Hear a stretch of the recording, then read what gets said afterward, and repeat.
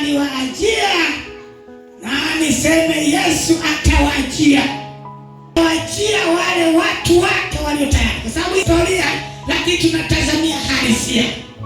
Sema amen.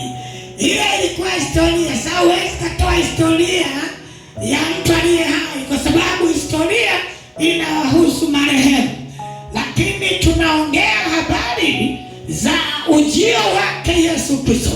Ujio kama alivyokuja zamani za mwili, sasa anakuja katika hali ya roho. Na kuzaliwa, kama wasikia, tunazaliwa mara mbili, tunazaliwa kwa mwili na tunazaliwa kwa roho. Sasa kuzaliwa, alikozaliwa kwa mwili na aliketi pamoja nasi, halafu baadaye tena akatwaliwa alipomaliza kazi na akatuahidia kuwa atarudi tena. Sasa ujio wa sasa hatakuja kwa mwili, bali atakuja kwa roho.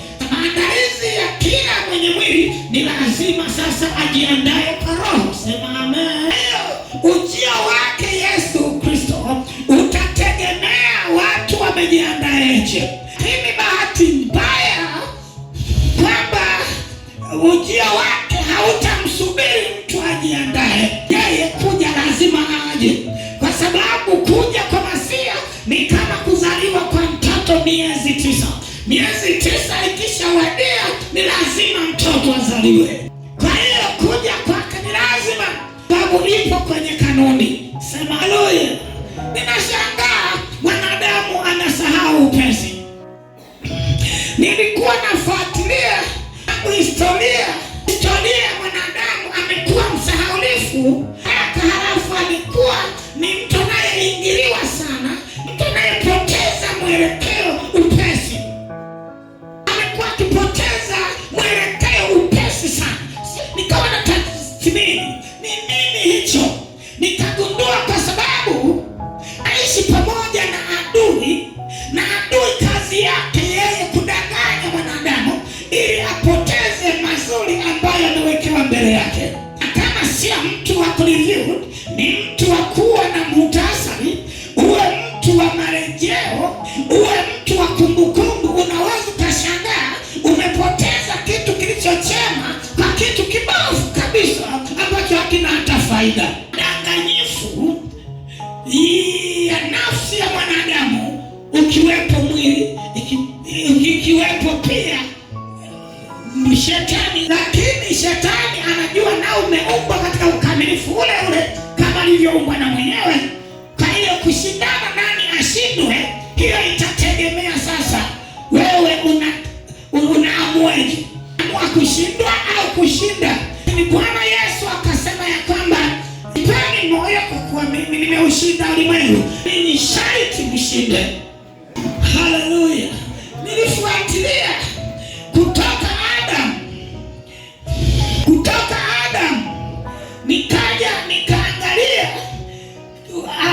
kizazi cha Nuhu na mpaka hiki hapa.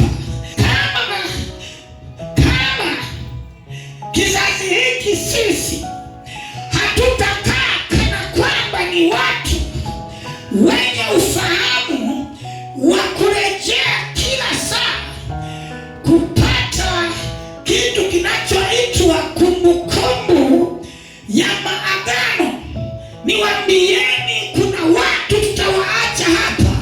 Tutawaacha kwenye dunia ya kufa, tutaacha kwenye sehemu ya kusaga neno, kwa sababu shetani ameazimia na shetani ameazimu kuhakikisha kwamba hataweza kubakia duniani peke yake. Anatamani kuona kwamba atakuwa na watu duniani.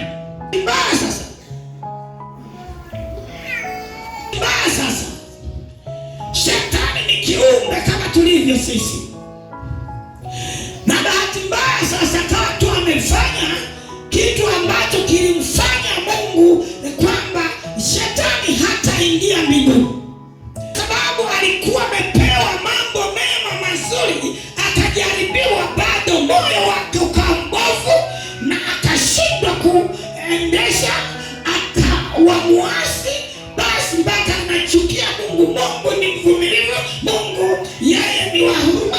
Ukiona mpaka amefikia kumtema mtu, basi ujue ya kwamba huyo ameshindikana.